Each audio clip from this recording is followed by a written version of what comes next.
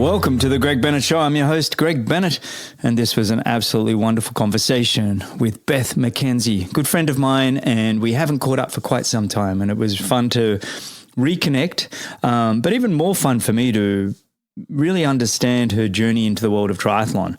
Unlike probably 99% of the guests I've had who kind of found sport young and took the sport fairly seriously, this was fascinating to hear somebody that basically found sport much later, was working full-time, had studied and done everything else, and really was in her late 20s before she even found the sport. And just incredible to see her progress in the sport.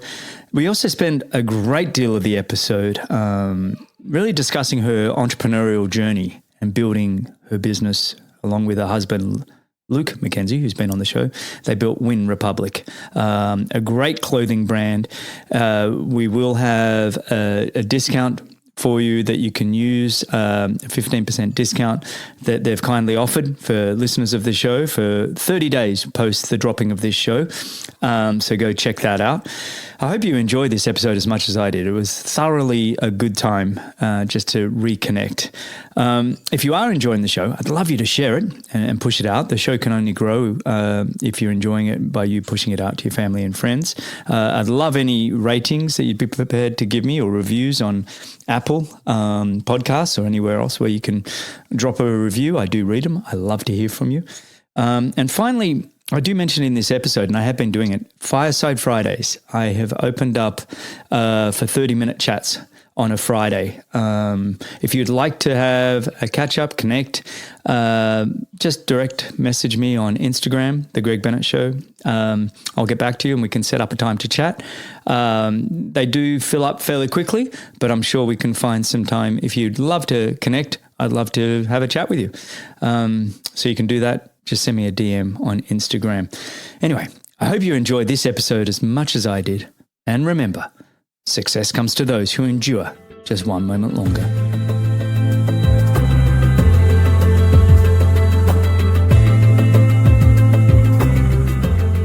All right. Today's guest is a phenomenal blend of athleticism and business acumen and just personal drive. She's a former Ironman champion, winning Ironman Australia and Ironman Switzerland, and has incredibly in transition to a magnificent business in Wyn Republic. She's a marathoner with a remarkable time of 2 hours and 37 minutes. It's unbelievable. And a mother of two. And like I said, is the visionary behind this incredible business, Wyn Republic. It's been so fun to watch it grow over these many years. She's a good friend of mine. So without further ado, welcome to the Greg Bennett Show, Beth McKenzie. How are you, Beth? Greg, that's like the most amazing little intro I've ever heard. You've put into words some things that I would, always hope would be said about me, or just things that I love and believe in. And I never really thought of them that way. And thank you. Like, put a little tear in my eye. Makes me sound great, but we'll see how that goes in the episode.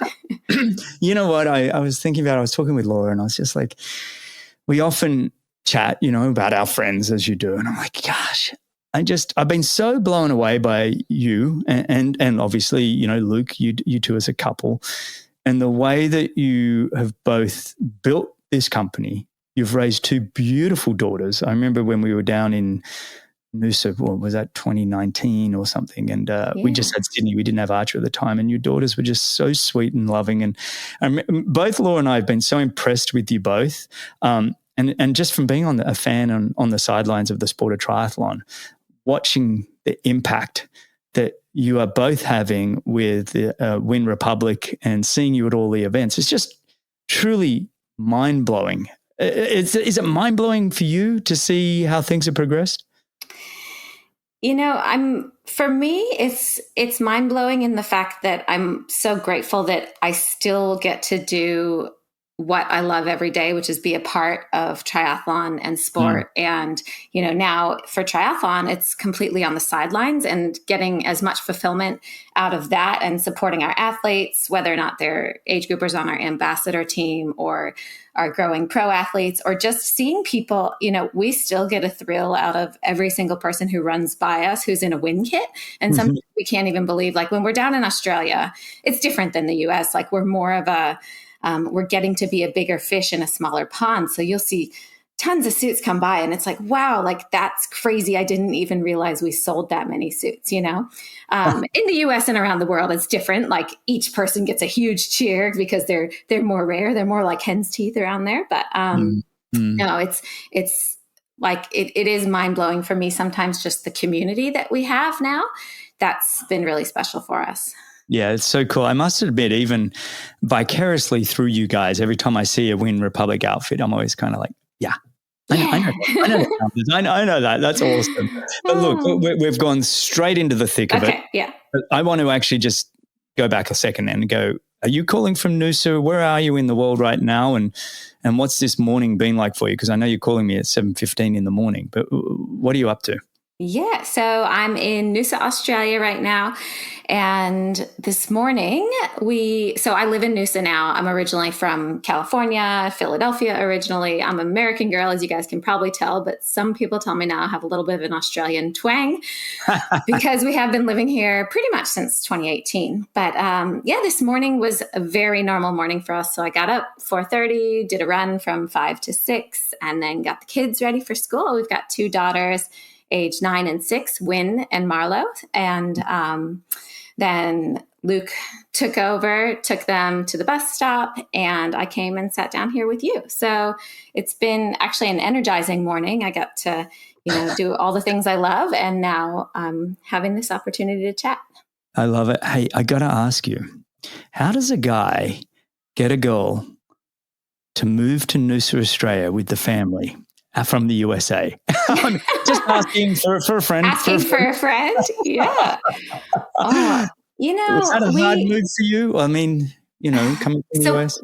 Prior to this, we were in Southern California, in San Diego, which I would say is probably about as similar to Australia as you're going to get with the beach culture and things.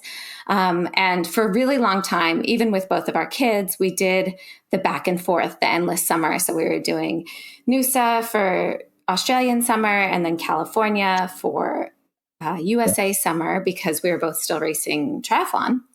And that was amazing. But once our oldest daughter, Wyn, became school aged, we had to pick a team. Mm-hmm. And Noosa it's an amazing place to raise kids. And our life is crazy, but by design, we have a lot of support. And Luke's parents live here in Noosa. So that was one of the big reasons we chose to really settle in Noosa, because they provide us, they're retired. They love helping and hanging out with the girls. And so we chose Noosa because we have that support here. And we have amazing friends, and it's the best place in the world. Well, right after this show, I'm going to put you right with Laura, and you can talk about how wonderful Noosa is. I'm just kidding. But It is a wonderful part of the world. Laura and I did spend, from 2000 to 2016, going down to Noosa for every summer for the longest time. And Laura does love it. And that's how I got to know you. Exactly. I remember going on some really long bike rides with you, and you and Luke first started dating even. It was like really early on, and I said, I like this girl. Luke's got a winner. So it's really cool. We've known each other for quite a while. It's been too long since we hung out. Even last year, Laura and I were back in Noosa, and we missed you guys because you do have a lot of travel that you need to be doing, and we missed you. But we were just talking pre-show that we might see each other this year, which in June, yeah. And we'll have one of our famous Noosa dinner parties for sure. Can't wait. Listen, let's do this. You've listened to the show before. I should note, everybody should know that Beth and Luke have been very supportive of this show since the outset, pretty much. I think I launched 4 or 5 years ago, and you guys have been so supportive through Patreon or even just messages and comments. And I had Luke on the show last year. So big shout out to you both, and thank you for just being supporters and being really good friends. I really appreciate you for that. Really do.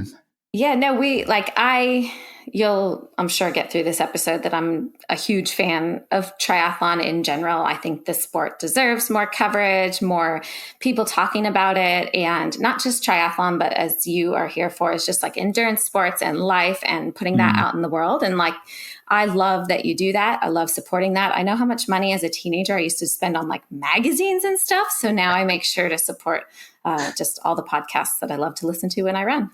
All right. Well, you've mentioned being a teenager, and that's a great place for me to say, let's rewind this clock, because I want to know, how you found your passion for sports as a whole, but even more specifically, triathlon. So let's rewind the clock, shall we? Yeah, sure. It's a tricky one because I didn't grow up in triathlon. I didn't even know what triathlon was. And, if I look back at my early, even non-sporting career, I wasn't the kind of person that could just do one thing. So it does make sense that I eventually got into 3 sports. I did grow up as a sporty kid. So I was on the East Coast in Philadelphia, and I played varsity field hockey and lacrosse for 4 years. So I think those translate pretty well, but I was never super serious. So I actually hope my parents never listen to this, but my friends and I, before varsity field hockey and lacrosse practice, used to drive around the school before practice started, smoking cigarettes in my friend's Jeep Wrangler. And then we'd show up to practice, and then we'd have to run, the 2-mile warm up, whatever. And I always was the best one at that part of the thing. I was the fastest one for the lungs. yeah. Like we'd smoke like 3 or 4 cigarettes and then go to practice. I have no idea what we were doing. But then we'd do this like 3-mile run, and I was always the first person finishing the run. So they'd always put me on varsity. But then my actual ball skills in field hockey and lacrosse were pretty terrible, but I was always like the attack wing that would go up, but then I'd usually make a mistake. So I don't know. I was sporty, but I never really did too much with that. And then I was just always really focused on education. When I got to university, I went to Vanderbilt in Tennessee, that was all about studying and partying, really. Interestingly enough, I did major in organizational and human psychology. So I never knew if I'd actually use it, but we took classes in leadership, entrepreneurship, all the psych classes on individuals and how groups work and think. And I thought, oh yeah, these are good life skills, but whatever, who knows what I'll do eventually. I was also there to party. So, triathlon was not a part of my life. I didn't really do any sports in my early to mid to even late 20s. I focused on a bit on my career, but I moved to Los Angeles and I was working in entertainment marketing and PR. So I was working at this Beverly Hills PR firm doing, I did a lot of lifestyle and entertainment marketing. So it was like, so remember when you see Sex and the City and Carrie Bradshaw got really stoned and she had this big bucket of KFC that she was eating the chicken. Well, like I was the person who would bring that KFC bucket to the set so that she could eat out of it because KFC was one of our clients. So it was a product placement, lifestyle marketing, entertainment marketing, a lot of fun stuff. We had a lot of liquor clients. So like my trunk would always be full of Dom Perignon and Johnny Walker, and I could bring it to parties to promote the brands. And it all sounds really fun, but it was a bit vapid, and it just, in the end, it kind of lacked meaning for me. I saw my bosses and I was like, yeah, they're successful. This is like a glamorous lifestyle ahead of me, but I didn't want to be them in 5 years. I didn't see that working with being a family or doing anything else. And I still wasn't into sports. But then at that time, I just thought, you know what, I'm going to go back to school. So I went back to graduate school to become an educational psychologist. So I know we're still not at the sporting career part of this, and I'm already in my mid to late 20s. So that's pretty interesting. But I spent 4 more years getting my graduate degree, and then I practiced in schools. So I was essentially I was a school psychologist. So I did diagnosis and assessment and interventions for kids with learning differences and autism and ADHD. And I loved my job. But that's when I found triathlon and started having success as an age grouper. So that was about 2008, 2009 was when I first started running. And then, of course, as most people do, I became an injured runner who bought a bike. My dad actually thought it would be a great idea for me to buy a bike so I could not get injured and do a little bit less. But then, of course, I ended up doing a lot more because I found triathlon. And so I started racing as an age grouper in 2008, 2009. And I loved it right away. I did it while I was working full time through, 2010 through 2011. I did my first full Ironman and I did my first Kona in 2010. And I was absolutely hooked. And I was just, training a lot, working a lot, but loving every minute. And it gave me that community and that sort of meaning in life that I never really had before. I did find a lot of purpose in my job. I loved my job, but I was finding a lot of other things also through triathlon. Even in my first Ironman, it was in St. George in 2010. And that's when it was like super, super hilly there. It was like this crazy course they'd never done. It was the first year they did it. It was my first Ironman. And I got not only a flat tire, but like my whole sidewall blew. So I couldn't use the tire. So I was on the side of the road for an hour and a half. And I just remember being like, oh man, like I just need to finish this thing.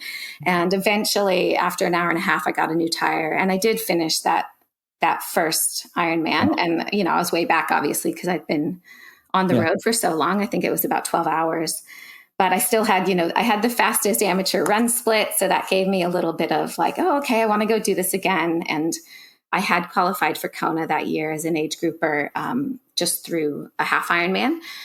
And so I did Kona that year and it was awesome. It was so much fun. But yeah, so by 2012, I thought, okay, I was winning most of my age groups. I was always winning my age group, probably in most of the Ironmans or 70.3s I was doing. And I thought, you know what? Why don't I do this? I'm going to still be working full time, but let's take the plunge and go for it. And I told my coach at the time, do you remember Dirk Ashmanite? He was a German. And I said, I think I'd like to go pro. And he said, why would you do that? Really? Oh, there's a vote of confidence. Yeah, why? Okay, maybe. Yeah. But I didn't listen to him, obviously. And then he didn't continue to be my coach after that. But I knew there was a big jump between where I was and where the pros were. Like I was about probably 30 minutes back I was at the very top of the age groupers, but the top of the pros was still 30 minutes ahead of where I was. Yeah. So, and I was never a good swimmer because I didn't swim through high school and college or anything.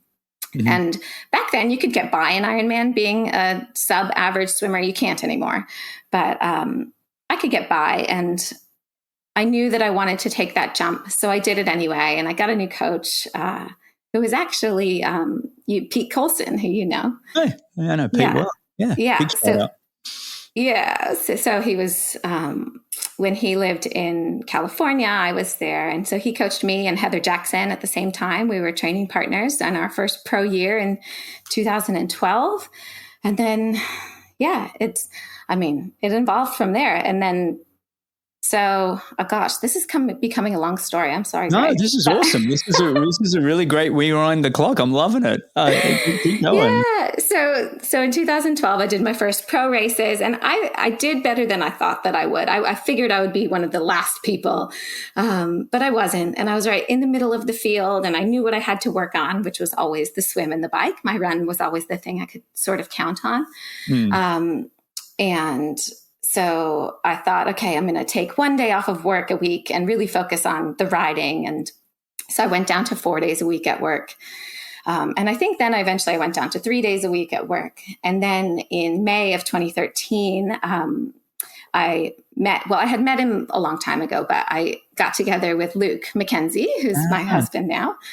And he is obviously, I'm sure most of you guys know, but he was much more accomplished than I was in triathlon. He'd won 7 or 8 Ironmans at the time, and he was, a full-time triathlete. And he was been second at Kona too, hadn't he? In what year was that? Did he get second? Well, that was in 2013. After we met. That's when he was falling in love with you. I was the good luck charm, Greg. Yes.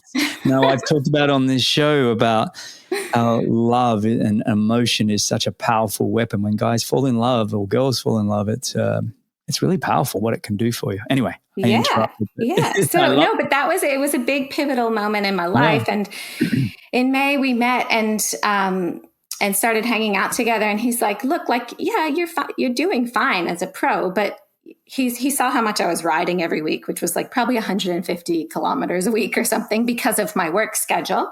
Yeah. Or maybe a bit more. I don't know. He said, but you really need to, if you want to do this, and I believe you can, you need to take it more seriously and,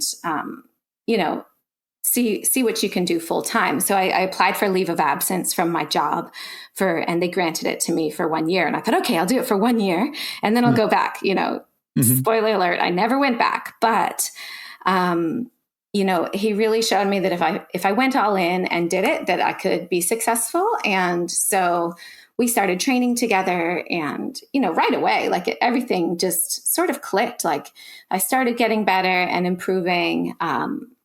But didn't have any immediate success or anything like that. And then by that fall, so I had taken a leave of absence, left my job. And then by that fall, that's when Luke got second in Kona. And the week before that, we actually found out that I was pregnant with our first daughter, Wyn, which was obviously a huge surprise. And we found out literally 4 days before he raced in Kona. And granted, remember, if you do the math here, Luke and I had only been dating about 4 months?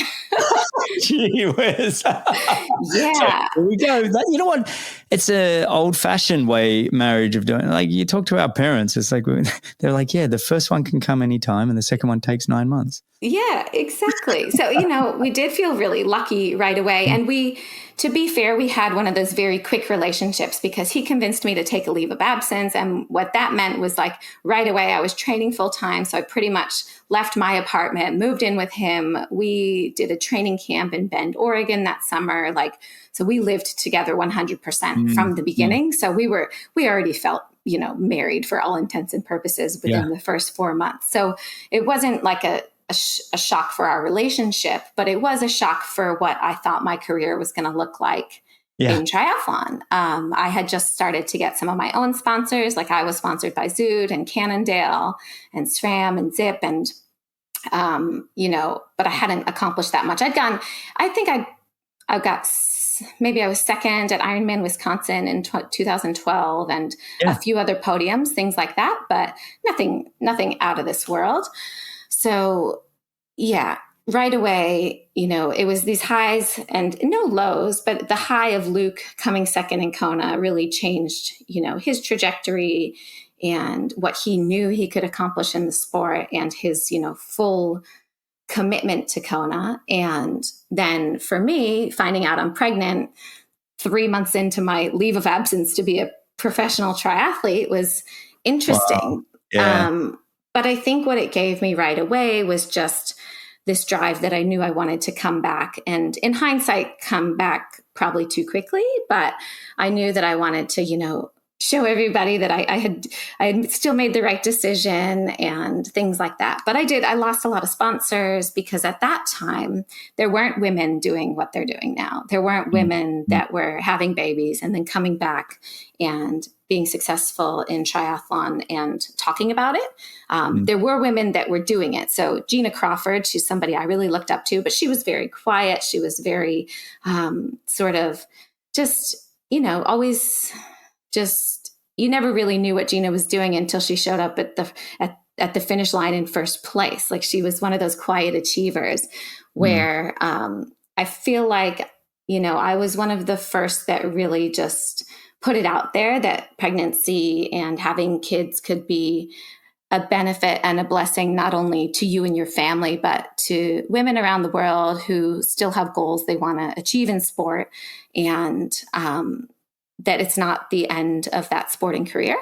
And so our whole first year with Wyn in 2014, 2015 was, looking back, it was so crazy, but it was so much fun. We traveled the world with her. She had, I think, 15 different country stamps on her passport by the time she turned 1, because Luke and I raced all over the world. We brought her with us. It was a really special time. And, during that time too is when I really was able to come into my own as an athlete. I did come back a little bit too quickly. So yeah. What would you recommend on that? Like talking to mums of women's families out there, I've had Radka on the show. I've had, Chelsea Sadara. I've had a lot of mums, and I'm always curious. When I spoke to Chelsea right after she won Kona Ironman, she actually said she thought she came back too quick as well, and she kind of felt like she might have lost some of that time Mm-hmm. with her little one that she kind of regretted a bit. And it was not to say she didn't love winning Kona Ironman and everything else, but I'm just curious, if you had a magic wand to do it exactly how you want, what would that look like? Yeah. So that first time with Wyn, as I said, I was determined to come back quickly because I was like still on my 1 year leave of absence.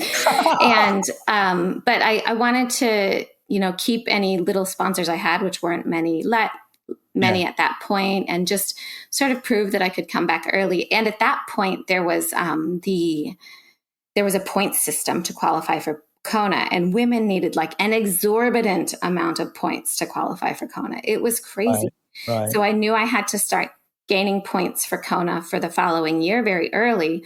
So I did Ironman Malaysia when Wyn was only 3.5 months old. So she was 11 weeks old, and still my slowest Ironman marathon to date, but I think I still snuck in under 3:30 in Malaysia, which was pretty good.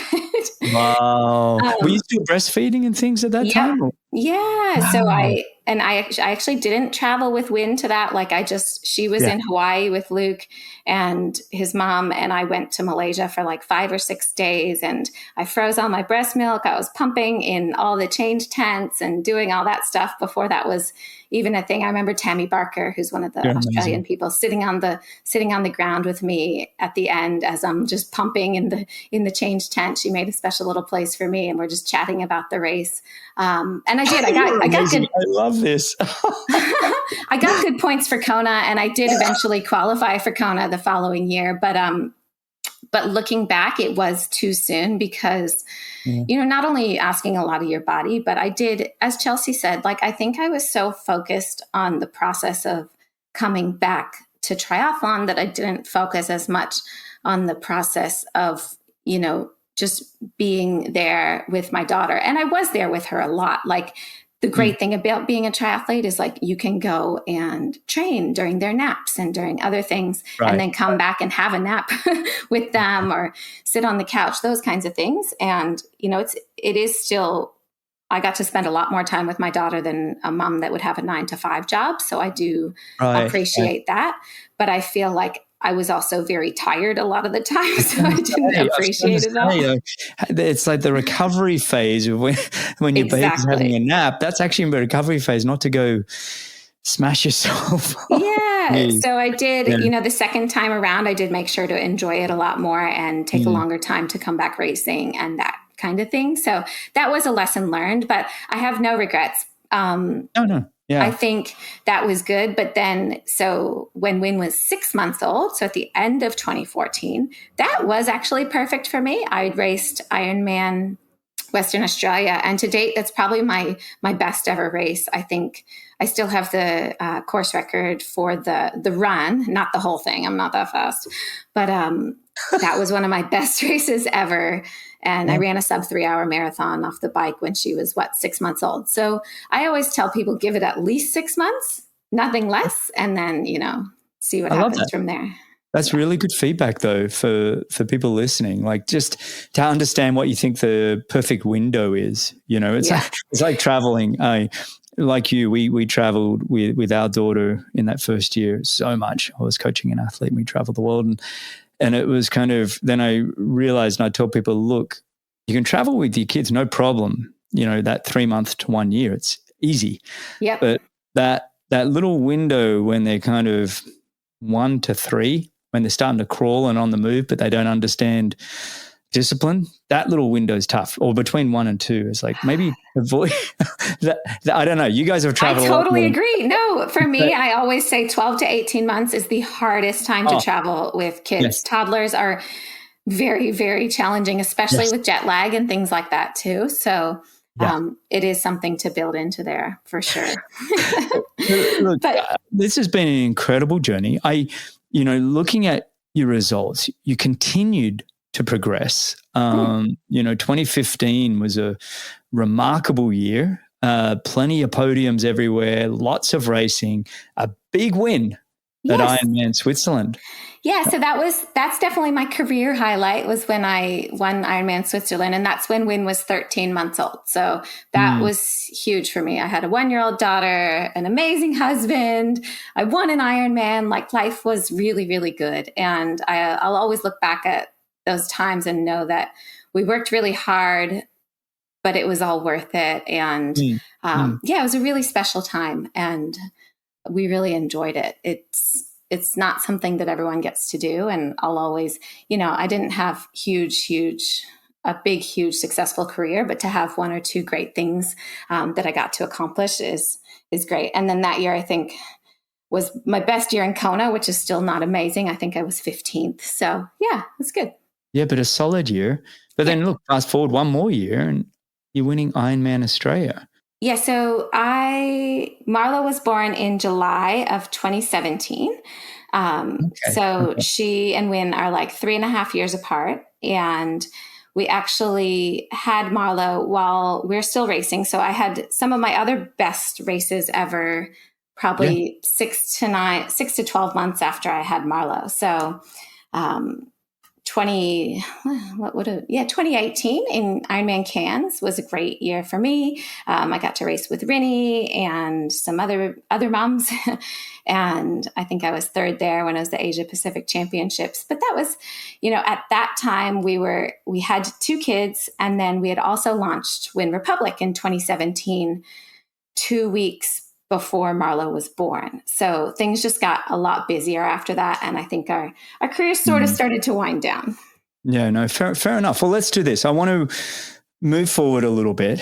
I think you've really explained a lot here in terms of being a mother. Even I love taking a step further back. I love the relationship between you and Luke and how I'll say easy. I know it's not, no relationships are purely easy, but I love the fact that you guys were kind of much like Laura and I, we just started living together straight away. It was like, there was no dating. It was like, suddenly we're just like, oh, so I don't tell anybody how to have their relationships. I kind of, when you find that when it's easy, I don't feel like you should be in a place to tell other people how to do it. But I love that you guys were able to make it happen so easily. Like I said at the top of the show, 2 beautiful girls. I want to transition to, Wyn Republic, and let's start with the thought process of why start.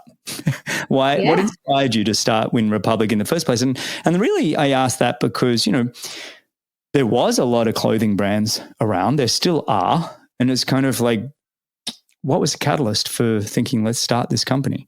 Yeah. So, as you did just mention, Luke, for all the big things that have happened in my life, I have to really give Luke credit for literally, I guess, and figuratively planting the seed. So getting pregnant or, having the guts to take a leave of absence and start a professional triathlon career. And then also for starting Wyn Republic. So he's always the person who has, started it all. And then I'm the one who really takes it and runs with it a lot of the time. So Wyn was no different. So in 2013, we already talked about how Luke was second at the Ironman World Championships in Kona.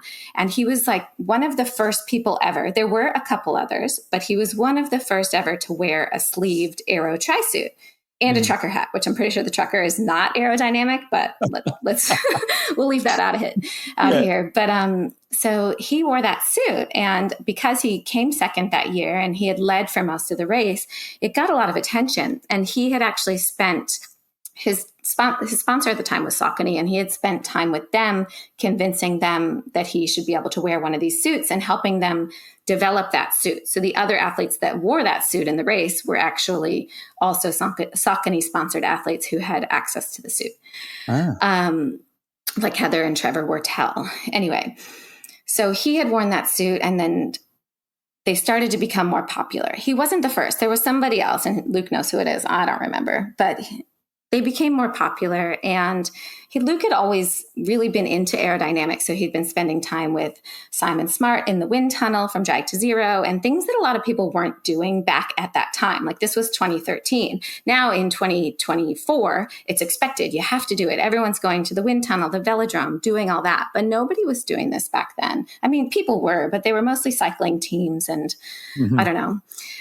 So we spent a lot of time then with our subsequent sponsor that sponsored both of us, Endura, on working with them to develop their aero tri-suits. And it's something that we were both really passionate about. Luke loved the technological aspects of it, doing the testing and just finding all the different iterations and how different fabrics could interact to be successful. And then I, of course, always loved the design. So I'd help figure out what would look best, what would make us stand out, what would make us look cohesive, but have a classic look. So that's where the basis of it was. But in, 2016, we were living in California, and I got this a letter in the mail, and it said to Aeroo LLC, so spelled AEROO LLC, Aeroo. And I was like, what is this, Luke? And he's like, oh yeah, I incorporated this company because I wanted to make an aero tri-suit. And Aeroo is like, like an aero kangaroo. And that was going to be the name of it. And I was like, oh, okay. I really like the idea, but this name is crap. We're done with that. It's as hokey Australian as you can get. I don't want any part of it, but let's rethink this. Let's think of something else. And we already had our daughter, Wyn, and her name is spelled WYNNE. And we shortened it to Wyn Republic. And Republic because it's, for the people, for the athletes, it's a community. And then I designed our little flagship logo, which has the California bear, which is where I was living and from at the time. And then the Southern Cross, which is the Australian flag. So it had all of our heritage in there, our family name really, and it was a homophone for win, like winning. And so we thought, okay, this is it, let's do it. And so then we, visited some factories. We were originally just going to make a men's aero tri-suit, but with pretty much everything in my life, at least, it just ends up being a bit more. So we came out with our first line in July of 2017, of course, 2 weeks before we had our second daughter. So I was on the ground, stamping mailer bags and just doing all this stuff. At that point, I was really the person, and Luke will attest to this too, I was the person running the business, starting the business, because Luke, his job was still, I was pregnant and having a baby, so I wasn't racing, but his job was still to be racing triathlon. And we wanted him to be the person that was going to market Wyn Republic. So he had to do really well. So 4 weeks after we had 2 weeks after we had Marlo, we launched Wyn Republic. Then 3 weeks after that, he went and he won Ironman Wisconsin, which was great. And that was the first time anybody, had won a big race in Wyn Republic. So that sort of started it off with that.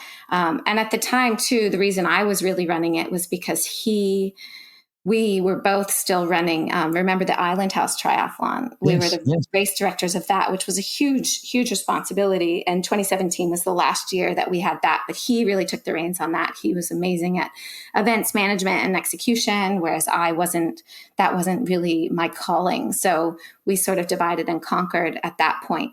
And it wasn't until really 2018, 2019, when he started racing a little bit less, he started taking on more of the business. And now, for all intents and purposes, I'm the CEO, but Luke is the one who makes everything happen. He's, really in there with operations, all of our partnerships and things like that. So you guys both really talk each other up, and I love it. Because when I had Luke on the show, he was basically saying the exact same thing about you. And I just think that's a match made in heaven. I love the way you both celebrate each other. So I love that you set out to just, okay, let's make some speed suits for the men's triathlon. Like, it was such a niche little, really, in the big scheme of things, a niche little thing. Did you have a vision or a mission that you saw yourselves growing like you have? Like, or was it always just kind of like, oh, let's see what happens here? Yeah, in the beginning, we did talk about sort of our 5 and 10-year goals, and we both said that we would never want it to be so big that we couldn't manage it. Like we are, I'm really proud that we're 100% bootstrapped company. So we have zero investment. Actually, that's not true. His parents gave us a small loan in the very beginning, which we paid back, but we don't have any investors. And we've had, some offers of investment and stuff. They just haven't felt right yet. And, as long as we are really, really entrenched in the company, I think we want to be able to have it feel manageable for us. And part of what we're learning, obviously, is how to scale a company and things like that. And it is growing now. We never expected it probably to grow to this, to what it is now. Like it's definitely a global company where we've got 1,000 age group ambassadors. We're, coming out with different things all throughout the year. We're finally at a position where we're able to sponsor a bunch of top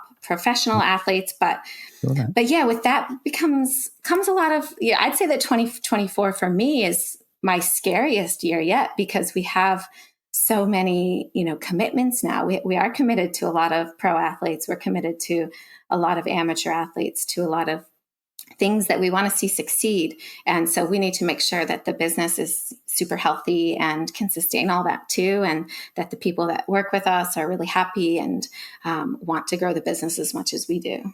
Yeah. It's like when I had, I think our mutual friend, I think Ed Baker, who I was working with. I don't. I want to know him though. He's somebody I need to know. We'll make an introduction for sure.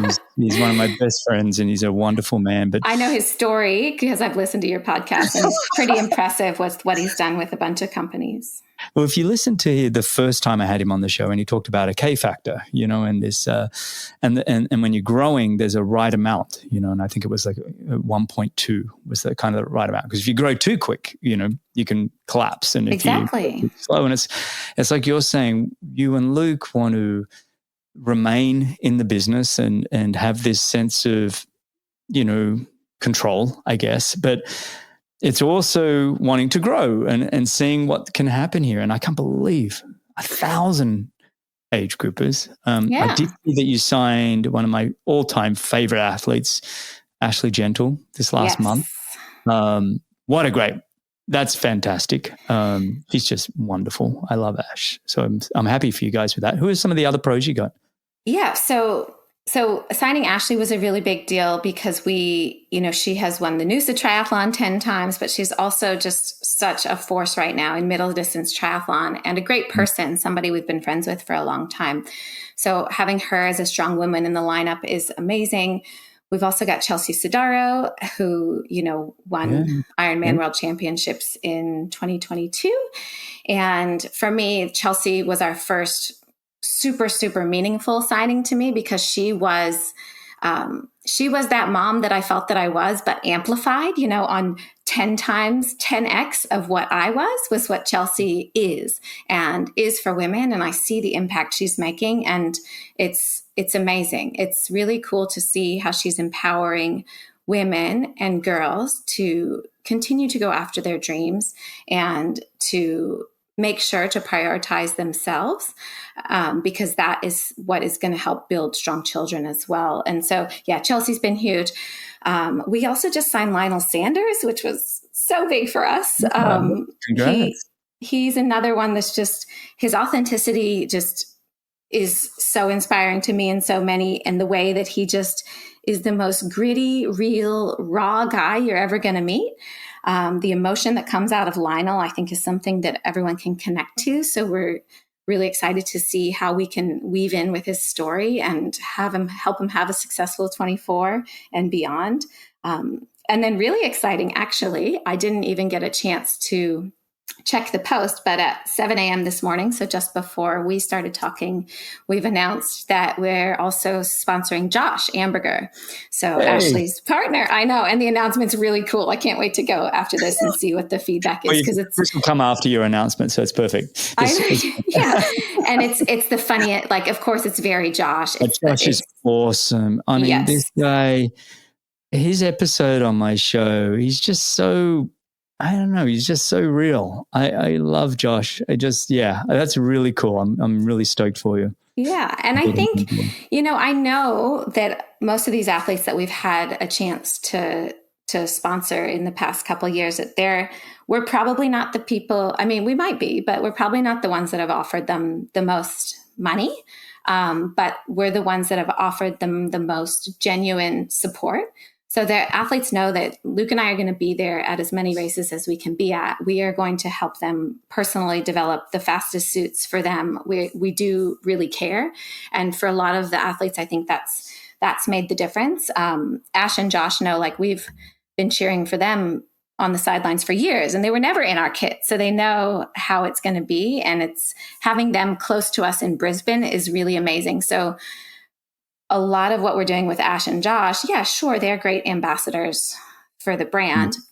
But since they're just down the hill, really, in Brisbane, and they have access to a velodrome there, we're going to be doing a lot of testing with them on our new aero tri suits. We have a new one coming out called the CDA suit. And so they're just constantly helping us test that. And Josh, I'm sure you know, is super into aerodynamics and things the way that Luke was. So he's the perfect person for us to work with to really tweak things and have a lot more real-time feedback that's pretty easy to get. So I think it's going to be a great relationship.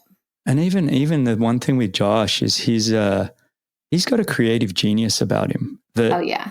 If he's willing and able, to work with you, you're on the design side and probably a lot on the social side. And, and that's what you want from all your athletes. But I've always, with Josh, he's probably one of the few that you click on social media and go, oh, it's Josh. Great. I'm going to actually read this or listen to Josh, because he spends his time and he's just very, very clever. So I'm excited for you to have both of them. It's really cool. Yeah. So what do you think it is about Wyn Republic that sets you guys apart from other brands? Because I think you nailed one thing where you said, you and Luke are at so many events around the world and you both look like you're really having a good time. You look like you're not just there setting up a tent and going, oh, is there somebody coming over to buy some stuff? It looks like you're really fans of the sport, fans of everybody in it. You understand it because you've both lived it. Is that the difference? But, what else is it about Wyn Republic that sets it apart? I mean, I think you just nailed it. I don't think there is much else. I think when you have that real, true personal connection to both the sport and the people, it goes a long way. But our goal is really that, the company could survive beyond us. But I think it's important for people to know, whoever the brand is, whatever the thing that you're going to invest in, that it has a soul. I love purchasing from brands that have a soul, that have a meaning, that have more than just sport. For us, there's also been other things, that we do beyond just selling Lycra, as far as organizations we work with, things we're trying to do. But the main why for us, is triathlon and the people, and supporting them to achieve their goals, and just acknowledging that in the greater sense, and how cool it is, because Luke and I can both look at everybody on the course, everyone who's in our suit, and know what it took them to get there and to do that and to actually make it to the finish line. And we really value that as something that those people get to do. So we feel pretty honored that we get to be a part of it. And that helps us just have meaning for our company. And I think anybody having meaning in their job and in their life is that's the goal. Of course. I love that. When I want to go back to the entrepreneurial type mindset. When you first got your first shipment of Wyn Republic tri-suits or whatever, you what did it feel like when that first order came through? Yeah, well, okay. To be very honest, I had a 2-week-old baby, and we had a bunch of sort of, like Tupperware type storage containers in an Airbnb in the worst part of Encinitas you can imagine. I know Encinitas sounds nice, but it wasn't where we were. And a mattress on the floor, and all these, cartons around us, and little infant sleeping on me, but we just looked around and we're like, oh my gosh, we've got all this stuff and now we got to sell it. And so, yeah, we started selling everything literally out of a tiny little Airbnb in California. And it was a crazy feeling just getting that stuff there and knowing that, okay, it's either going to go out the door or we're going to go bankrupt. So we'll go one way or the other. So how did you start? Was it just through friends and you just started saying, hey, do you want to try this tri suit out? Like, how did you actually get going?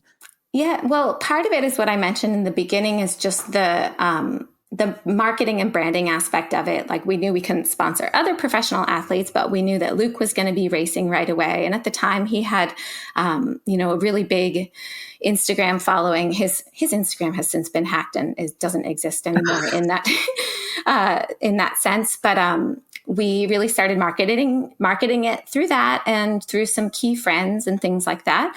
We didn't have any sponsored athletes or anything, but I built our whole website and built a US site and an Australian site, and we just launched online. We did a big photo shoot with Corrupt Vision, Glenn Murray, who's still around, and this just went from there. But in the beginning, it was, you'd get one order a day and just you'd be so excited when that little ding went off for Shopify.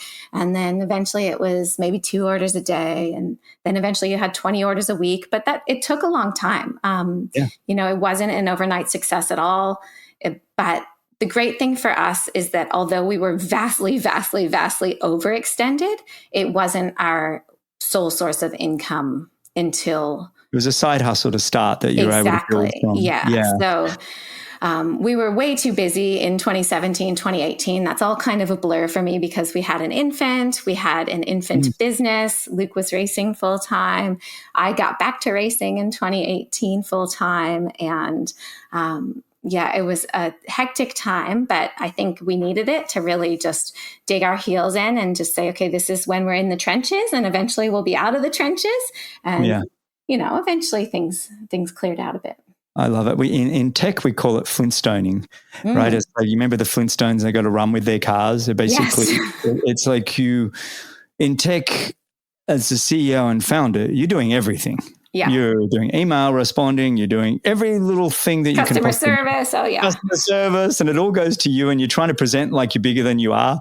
But really it's, it's you and you're talking directly with people and you're going and, now when you look at your growth, how many sort of orders in 2023 were you filling out for the whole year? Oh, good question. I should actually know that answer. I don't know the number of orders. I'm one of those people that I know our average order value and our monthly revenue and things like that. But the actual number of orders, I don't know. But yeah, we're definitely in the hundreds per week. It's getting up there. Both Australia and US have sort of built up simultaneously quite well. So, and how many are on your team then? You've got employees, full-time employees now in both Australia and US, or is it just you and Luke still? So we're up to about 10 between full-time and part-time. And in the US, we're super lucky to have a girl named Katie who's been with us from the very beginning. So once we left that Airbnb in California to go back to Australia, I moved all those little crates into Katie's house. And so Katie has been with us from the beginning and she runs the US office. She's also a shareholder in that part of the business so that we really have people who are interested in growing the company from all directions. And I know it's all in good hands with Katie there. And then a few that work with her there and a few that work with us here. But overall, like you said, people think we're much bigger than we are. Like they get so surprised when they email customer service. And, I'm not the first point of contact for customer service anymore, thank God. But if there's ever just like a deeper question, they forward it to me and I reply right away, of course.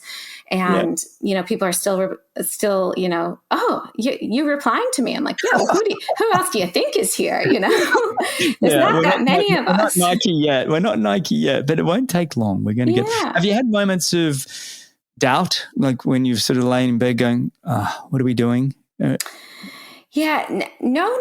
moments of like, what are we doing? Because I believe so much in what we're doing. And now that we're able to really support a lot of professional athletes too. That's something that's always been important to us. It's great for marketing, but it's also, I believe in their careers. I love being a part of it and being able to help them achieve their goals. And, so this year I was saying, and I said to Luke, it's the first time it's a bit scary to me because we have a lot of obligations to other people. And based on the past years and the past numbers, we're going to be fine. But still, it's a lot more commitment that I'm used to. And I just know that it's going to make us all work a little better and a little harder. And hopefully those things will also, they are designed to be marketing things. Hopefully Lionel will help generate revenue, and I'm sure he will. You've got some of the, if you were to pick 4 of the greatest athletes in the world of triathlon to pick, I think you've nailed it. If you could throw in Lucy Charles Barclay for cheap, yes. that'd be great. I'd love that. Totally. No. But Lucy, we are. I know Reese listens to the show a bit. So Reese, I'm a diehard Lucy fan. She knows it. She's actually supported us a bit in the past on the download too, not with Wyn, but more with our active wear that we've had before. So she's been really great. But we are looking to expand a bit into Asia and the EU. Awesome. We dipped our toes in by attending, some of the expos at the World Champs in Europe last year. And we did sign our first big European athlete, who's Leon Chevalier, he's been top 10 and top 5 at Kona the past few years. So, we're really excited about that. But this is the first year I'm like, oh my God, I hope everything's going to be okay. But I know it will be. It 100% will be. And I, it's like you said, your why is so strong. You feel the energy from you and Luke, just whether you're watching you on social media or the events that you're at. You're not in the sport to make a quick buck. You're actually there to be a part of people's journeys and support them. And you can sense that through Wyn Republic, through you guys. It's really cool. And I have tremendous faith. Is there anything I can do while we have you on the podcast and we're chatting? Is there anything we can do to get listeners to get to Wyn Republic? Is there anything that people go to wynrepublic.com or is it .com.au? There's 2 websites, right? Just wynrepublic.com. But so wynrepublic.com, WYN, it's with a Y, not a I, wynrepublic.com and wynrepublic.com.au. And if you want afterwards, I can send Greg a special discount code for his listeners. We'll call it Greg 15% off for the month of February. Or for the month after this comes out. We don't know when this will come out. We'll give you 30 days. Greg 15, people. There you go. I love it. Well, people need to go check it out. And, triathlon is a family and we should be all supporting each other. And I think that's really cool. Now, listen, I want to, one of my favorite things to do, I'm going to have to bring you back, by the way, because there's so many other topics I want to talk to you about, whether opinions in the world of triathlon and all sorts of things. Yeah. Actually, before I do have one question before I get to the big 4. This year, there are a lot of races around the world. The PTO have just announced their T100 series. You've got the Ironman series. You've got Challenge. You've got races everywhere. Where are you guys going to go? What events are you going to be at? Ooh, well, so, actually the first event I'm going to be at is actually for myself. So in 2 weeks, I'm running a 100-kilometer trail race. Yes, we haven't talked even about your running racing yet. My goodness, what am I doing? Oh, no, that's okay. Oh, yes, 100K. Yes. So all eyes on that. And then after that, we're going to go to the PTO in Singapore that's not even the next race. The next race, we are going to Tasmania 70.3 this weekend, only for one night, actually, because we want to support Chelsea Sodaro, who is, all the way from the US. So it's important for us to be there for her.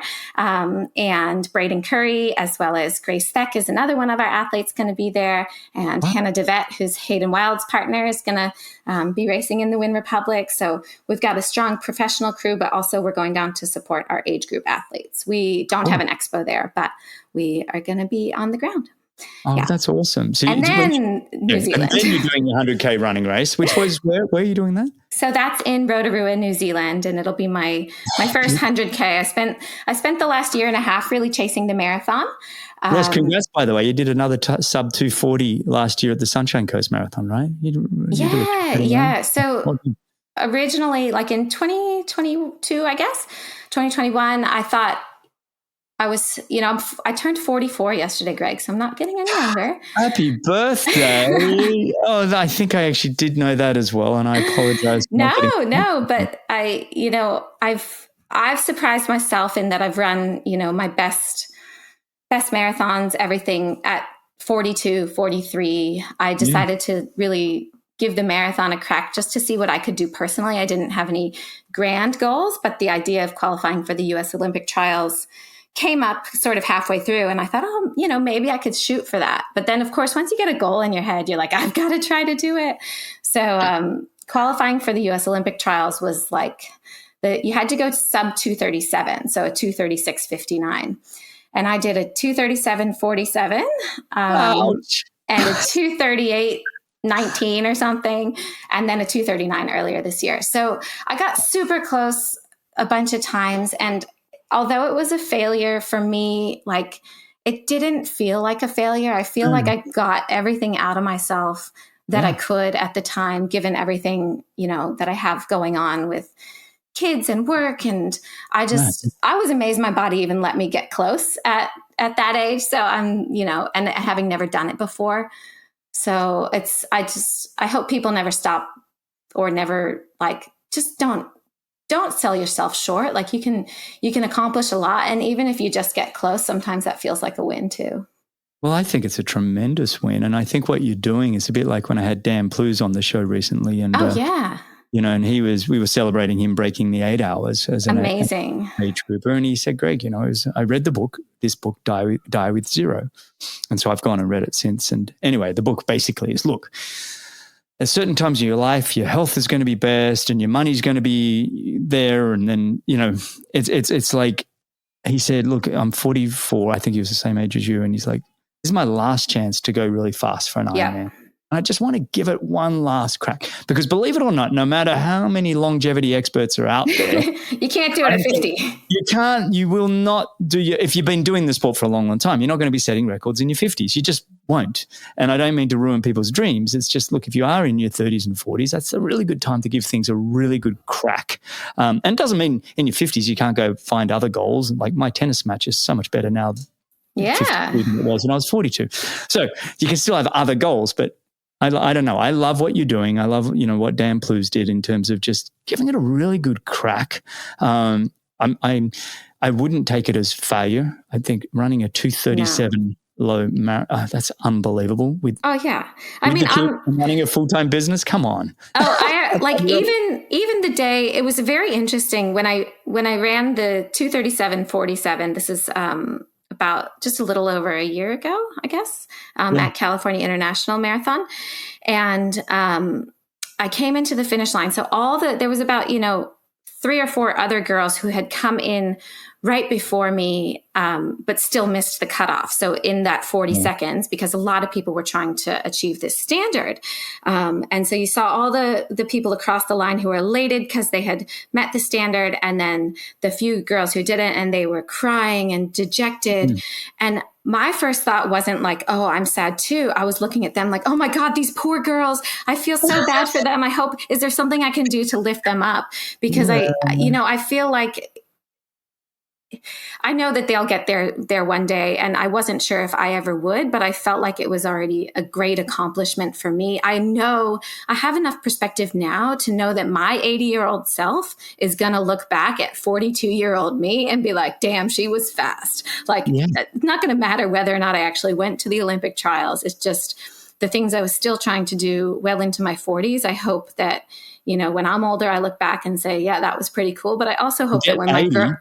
Forget 80. Are you kidding? I'm 52. And Laura and I always look back and go, wow, we were really fit and quite fast. It's I know. Oh my goodness. I couldn't run.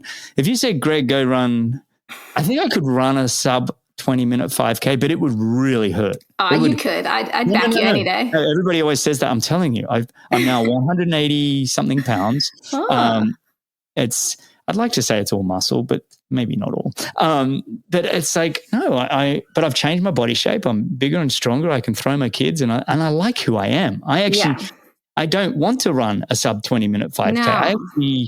I love the sport. I love watching all of you do incredible things. I love it, but not for one moment do I want to join you. I did 500 plus races, and I'm kind of like tapped out. And my point in saying is all that you're going to look back literally in the next 10 years and go, wow, even if you keep running, the 2:37 marathon's insane. That's 6-minute mile pace, everybody. I know. I'm not sure the old bones can take it anymore, but yeah.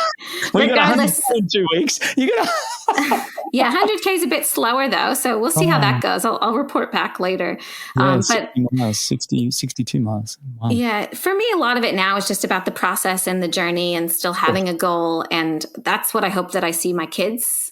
That my kids see in what I'm doing is just, continually chasing after things that excite you, no matter what that is. And whether or not you achieve it or fall a little bit short, that's all right. You're still going after it. And Wise words. I like that. Laura and I just spoke at our kids' school on last week.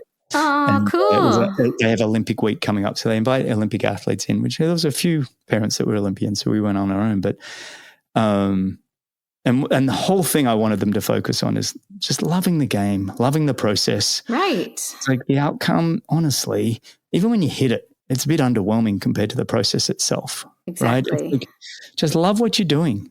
And, the outcome, whether you win or lose, and I actually did say you're going to lose far, far more than you'll ever win. I don't mean to sound morbid, but it's like, but you learn a lot when you lose. You don't actually learn as much when you win. So it's okay. Exactly. I love that. It's great. I think it's fantastic. Well, let's finish up with final 4 questions. All right. What advice would you give your 18-year-old self? Yeah, the first one is to start swimming, because I was the adult onset swimmer. I didn't really grow up swimming competitively. I knew how to swim, and I could swim a lap or two, but it was really at a disadvantage when it came to wanting to be at the top of professional triathlon. And I think the other thing would be to really take chances earlier, back yourself. Like for me, I have very few regrets, but I do wish I had gone all in on triathlon earlier. I knew I had that spark. I knew I had that drive, but I felt always that there was, a path I was supposed to take that involved, being an educator or just doing something typical career-wise. And I was afraid to take a different path. But I think if I had left my job earlier, and even though I loved it, but really gone and, joined a squad, lived full time as a triathlete, that's something I never did actually, it could have changed my career in some ways. So I'd love to tell my 18-year-old self to not be afraid to choose a different path and go all in on it. There is a high chance it can work out, and when it doesn't, you'll find another path. I love that. That's really wise. I think, to your point, you actually did choose to go a different path a bit later, yes. And then you threw a spanner in the works a few months later. I know, gosh. But I feel like I've lived 95 years in 40, but anyway. That's what I mean. But now the gift that you're giving the world, though, and this is what might not have happened had it not, is the strength that you're showing and the intentional way that you're living of raising children, building a business, racing, as an athlete. It's like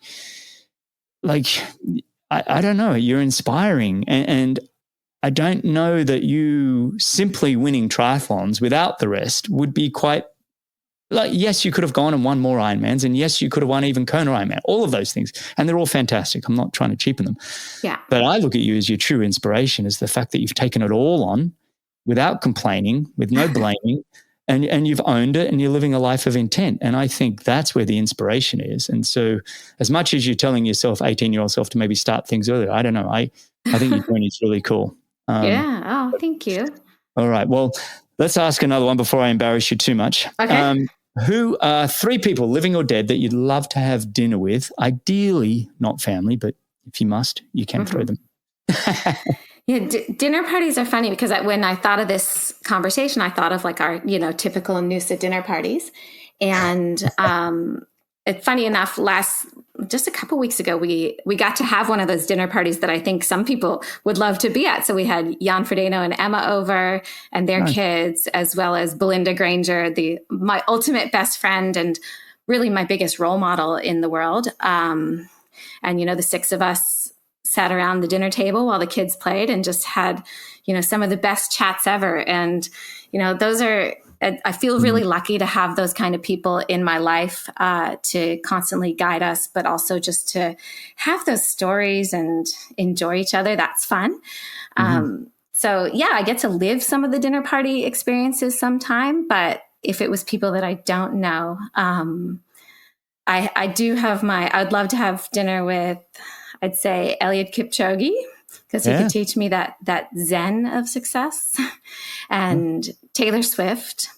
And for very obvious reasons, I'm a huge Taylor Swift fan.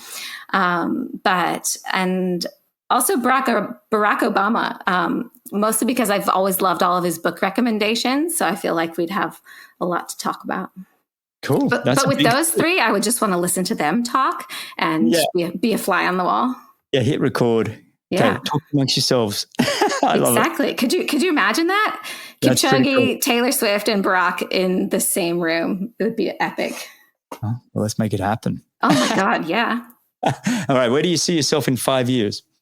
Oh, this is a really tough one. I feel like we're in a good place right now, but I think the signs of success for me it's like a calm life where you truly make time to prioritize the people that are important to you.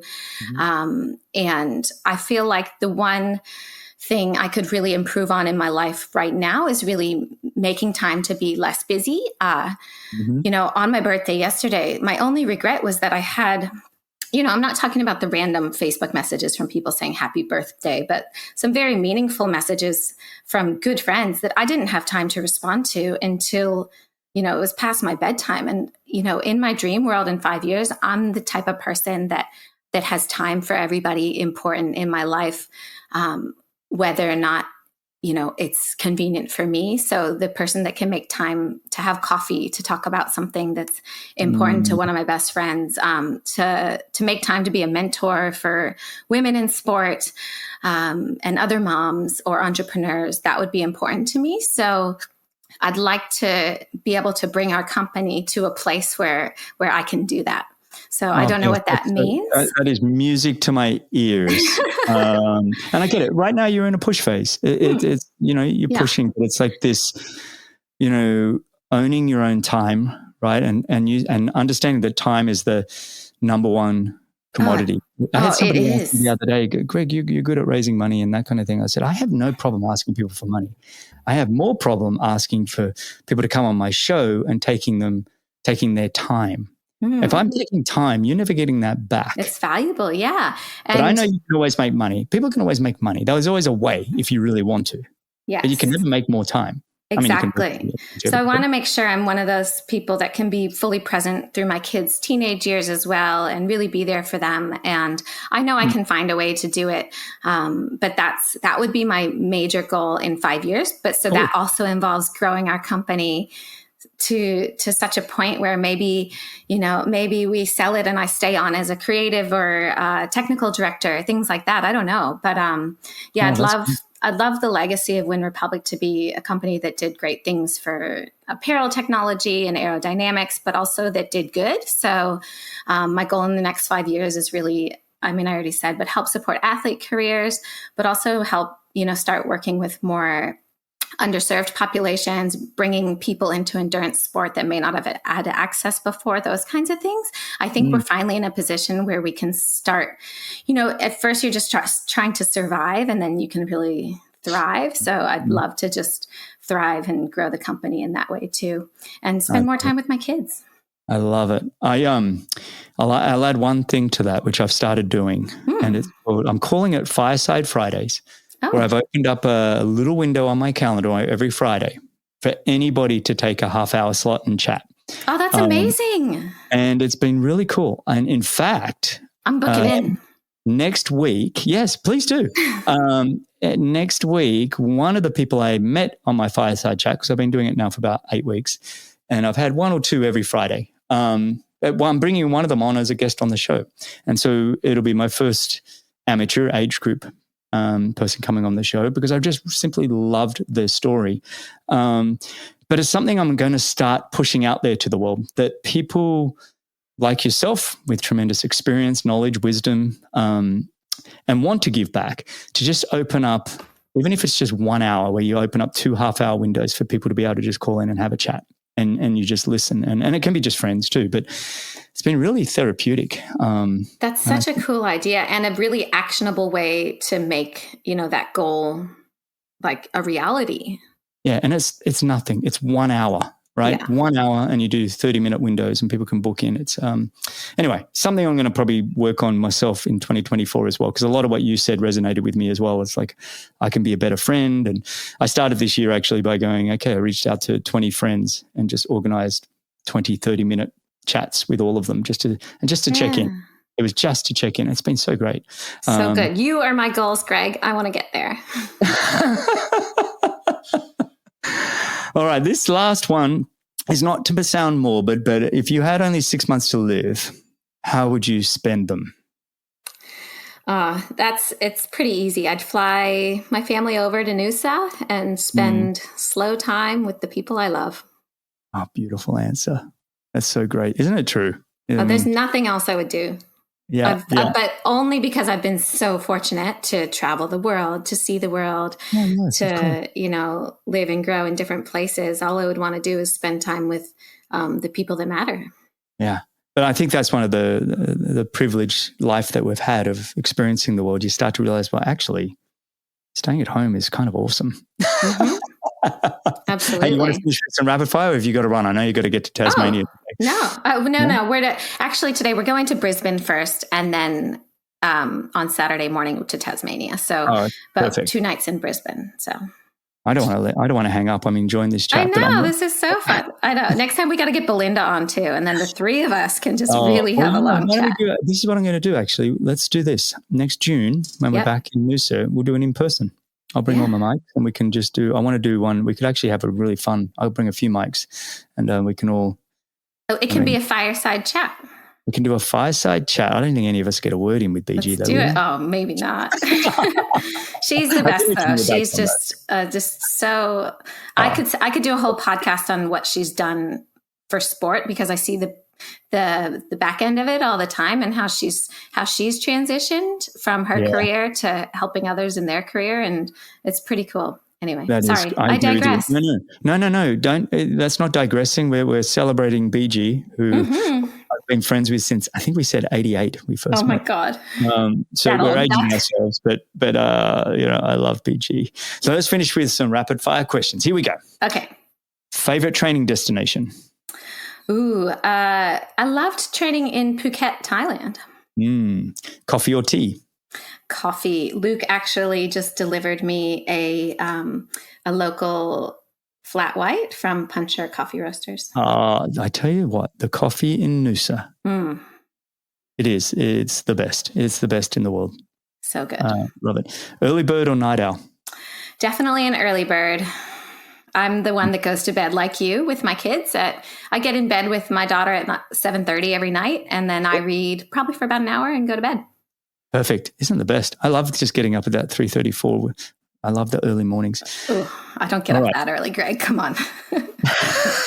I need my 8 hours sleep, full 8 hours, or I'm not functioning. But mums need more. Mums need more than dads. No, it's been scientifically proven. I believe it. I do believe it. Women as a whole, but then mums on top of that. I do not disagree. One book you would gift to a friend. When you're thinking of the friend, think of me.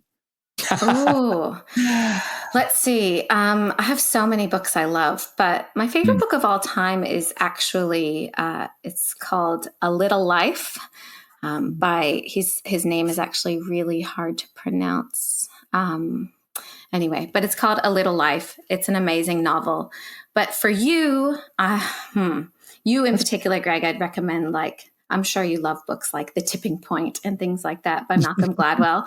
I mean, those are great stories. Who doesn't love a Malcolm Gladwell? Yeah, I've read a few of his. I mean, our kids are born in January, so you have an understanding that, that, what was it? Outliers. That was probably Outliers, yeah.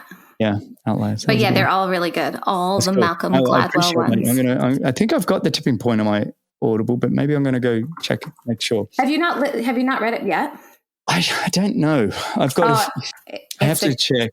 I blew through so many books in the last couple of years that I'm actually spending a bit of time going back and doing favorites. Well, because I do them at Audible on 2 to 2.5 times the speed, and I'm running and stuff, and I let them wash over me. And sometimes I think I go back through my Audible list and go, oh, yeah, I did read that. Oh, yeah. And then The Tipping Point by Malcolm Gladwell is it's a classic. And I actually just gave it to Luke because he's doing this challenge where he has to read a nonfiction book every single day, like at least 10 to 15 pages of it.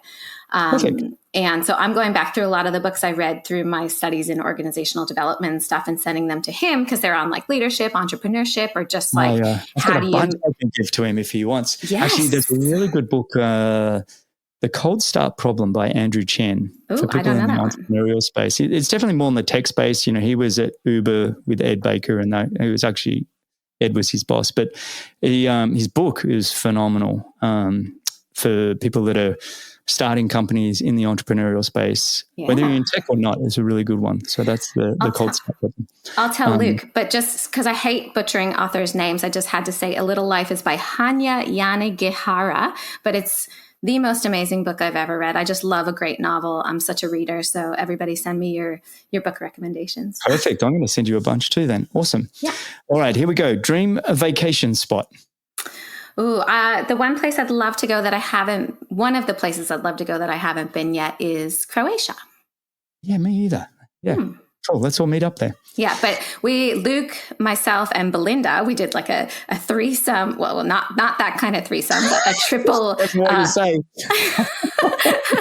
a trip with the three of us last year to Tuscany, Italy and Cinque Terre was all time. We would all go back in a heartbeat. But since we did that last year, and this year I'll take Croatia. Perfect. All right. Here we go. Mountains or beach?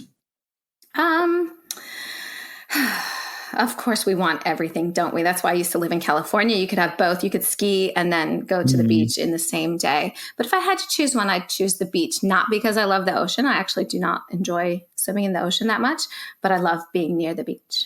The beach culture, I get it. If you could be the best in any sport other than triathlon, what would it be?